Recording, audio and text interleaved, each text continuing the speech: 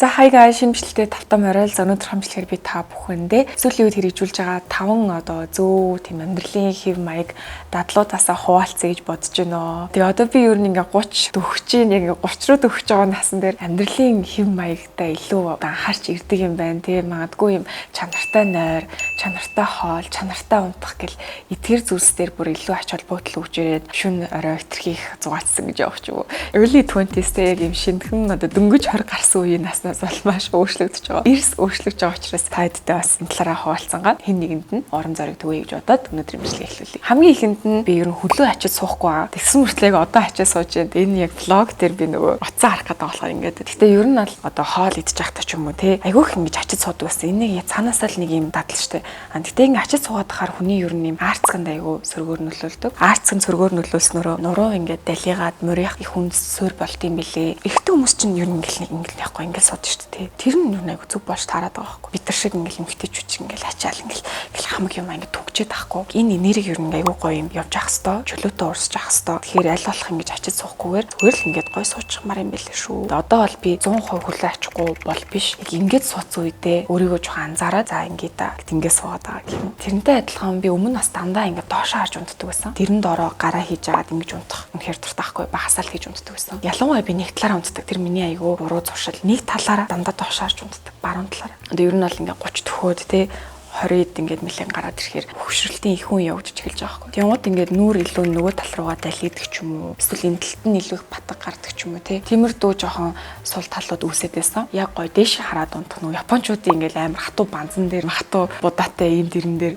ингээл хөдлөхгүй дэше хараад унтдаг шүү дээ. Тэр нь юу нэг айгу зөв юм байлээ шүү. Тэгээд одоо бол би илүүд яг ингээд дэше хараад унтах гэж хичээж байгаа. Тэгээд ирсэн чинь миний нүүрэн дээр ингээд батга энэ талаараа илүү гарах нь хамаагүй дээрдэж ирсэн. Тэгээд мэдээж нөгөө нэг дэрээ солихдоо бас айгу чухал багсаа угаахта тий. Тэр ариун цэрүүдээс гадна бас унтах байрлал яг тэр нүүрний хэлбэрийн өөрчлөлт ч юм өөрчлөлт хэсэг батга гар харшилттай хамаатай байлээ шүү. Гуравт нь болохоор би яг нөгөө circadian rhythm-ээр унтдаг болж байгаа. Сая би кандидат гэдэг улс төрийн reality нэвтрүүлэгт орсон байгаа. Тэгж бол бид нар яг давчуу цагийн хуваартай таскууд биелүүлжсэн болохоор орой эрт унтах шаардлага гарсан. Өглөө нь маш эрт бэлэн болох шаардлагатай байсан. Бүтэн сар гарны хугацаанд нэвтрүүлгийн хугацаанд шөнө болгон орой маш их эрт унтаад өглөө эрт сэрээдсэн чинь дэрэн дээр би толгоогоо тавиал шууд унтчихдаг болсон бүр ингээд унтах шиг амархан юм байхгүй болсон. Тэгээ энэ надад өмнө айгу хэцүү байдгаасахгүй яагаад гэвэл би юм нойроо алдсан унтах гэж айгу удаа нойр хүрдгүү уцаа бүр ингээд шүнжэнгөө ухдаг ч юм уу. Нойрын хувьд нэлээд жоохон чанаргүй төвшөнд орсон байсан. Sleep like a baby гэж үг өгдөө шүү дээ. Ингээд хүүхд чиг гоё унтдаг. Нялх нэраа хөвтөч юм бүр ингээл гүн нойрлогоо маш гоё орж унтдаг тий.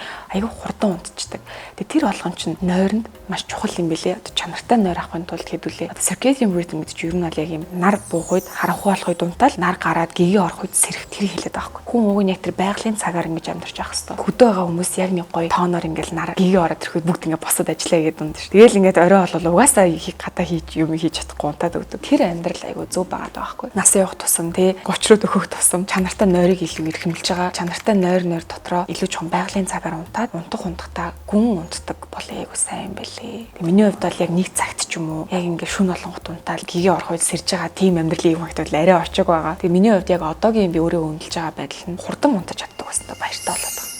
За энэ хүү бичлэг Unitel Group-тэй хамтран хийж байгаа. За тэгээд Unitel Group 8 сарын 11-ний дуустал Олимпиатай холбоотой Unitel-ийн одоо бүх үйлчлэг авсан үйлчлүүлэгч нартай дата бэлгэлэх урамшуул зарлж байгаа юм билээ шүү. Олимпиатай яаж холбоотой вэ гэхээр хэрвээ Монголоос алт авах юм бол 2024 мегабайтыг 3 үржүүлсэн хэмжээний мөнгөн медаль авах юм бол 2024 мегабайтыг 2 үржүүлээд хэрвээ хүрэл авах юм бол 2024 мегабайтыг 1-ээр үржүүлсэнтэй тэнцвүүц дата бэлгэнд авах юм билээ шүү. Тэгэхээр та бүхэн маань Unitel аппликейшн ашиглан энэ хүү урамшуулд идэвхтэй оролцоорой. Аппликейшн ашигласнараа аюулгүй бөгөөд таны маш их цаг завыг хэмнэх болно.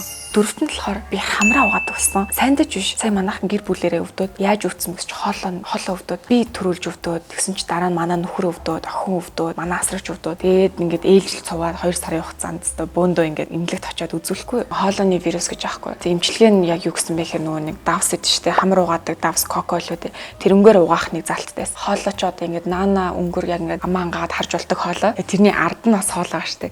Тэгээ тэр хоолоонд өргөсөн мэн тэрийг угааж цэвэрлэх хэрэгтэй гэсэн. Наанаас нь таслах цацаад им уугаад нэмэргүй байна. Яг тэр артлаар нь сайн ингэж вирусыг угаах хэрэгтэй байна гэж юм хэлжсэн байхгүй юу. Тэрийг ингээд угаагаад ирсэн чинь хамар цэвэрлэхэд ирсэн чинь хашил хөдөлгөх нь багасаад, хоолоо өвдөх нь багасаад маш олон давуу талтай юм шиг санагдсан. За өдөр болгон өглөө өдөр орой угаагаад байсан чинь нэр миний хамар түлхэгцэн шүү энэ доогуура. Яг нэг ийм давсны пакетыг өглөө өдөр ингээ хэрэглээдсэн чинь уг нь заалтан тийм байсан 10 хоног тэгж угаах. Тэгсэн чинь 5 дахь хоногоос миний хамарны доотл түлхэгдээд хорсож өвдөд улаасан. Тэгээ би төр зогсоодсон байгаа. 7 хоногтой те нэг 2 3 ч юм уу угаагаад ер нь хамраа цэвэрлдэг байх дадал бол маш чухал юм шиг санагдсан. Тавт нь болохоор би маш завгүй ажилдаг. Тэгээд завгүй ажилдаг болохоор өглөө хаяа өглөөний цай уухгүй ажил руугаа гарчих тохиолдол байдаг байсан. Яг өглөөний цай ингээл өндөр шараалтай ингээл ямар нэгэн талах малах юм ингээл итгэхээр болно л доо би нэг өглөөний цай уухта дургу биш. Гэтэ нэг юм цаг алдаад байгаа юм шиг тий. Эсвэл яг ингээд хангалттай цаг байхгүй учраас бэлдээд гаргахад жоохон тавчуу байдаг ч юм уу. Тэрнээс болоод өглөөний цайнаас жоохон ингээд идэв гэсэн чинь сүүлд би нэг хак олсон. Тэгээ энэ инээдтэй зарим хүмүүс маш ойлгомжтой байж магадгүй. Тэр нь юу вэ гэхээр зүгээр л чансан өндөг гэдэг. Өглөө хасаад тэр чансан өндөг оройн чамчиж болно шүү дээ. Хөрвчөндөө игээл тэгэл өглөө ингээл гоё онгоолол нэг чансан өндөг гэхэд манайхан бараг нэг 10 20 секунд л хэлсэн заяа. Бараг ингээ хоёр хазаалт усах чинь хурдан бэлэн болдог. Хурдан иддэг. Өлөн хотоодон дээр чансан өндөг ямар нэг шарсан хуурсан юм биш те. Төсөөллөөр бол миний бодлоор л ингээ өлөн хотоодон дээр эсгэлүүн ч юм уу чихэрлэг ч юм уу шарсан хуурсан юм идгээр мэдээж муухай шүү дээ тийм ээ. Тэрний орны яг юм чансан өндөг чинь нэг өөр юм гэсэн нэг юм бүтцтэй шүү дээ те. Тэр бүтцний ингээ хотоодыг айгу гоё бүтц нэмж ингэж давхарлаж тавьж байгаа юм шиг бол хандад мэдрэмж төрж байгаа. Эрүүл мэндийн талаас нь гоё тайлбарж чадах хүмүүсээ л коммент үлдээгээрээ өглөө болгон чансан өндө идээд гарахаар бол айгу гоё юм бэлээ. Жишээ нь би өглөө 8 гээд ажилдаа гарахад 12-ны хүртэл тэр чансан өндөгтэйгөө нэгийг л идсэн маш тэ үлсгүй одоо өдрийн цаг хүртэл явчих байхгүй өлөн явж байгаа биш болохоор бас айгүй тустай юм шиг санагдсан. Тэгээ цаг хэмнэж байгаа. За ингээд сүүлийн үед би өөрөө хоёржуулж байгаа 5 дадлыг та бүхэндээ хуваалцлаа. Хэрэгтэйсэн бахарч найж дараагийн мэдчилгээр уулзлаа. Түр баяр та.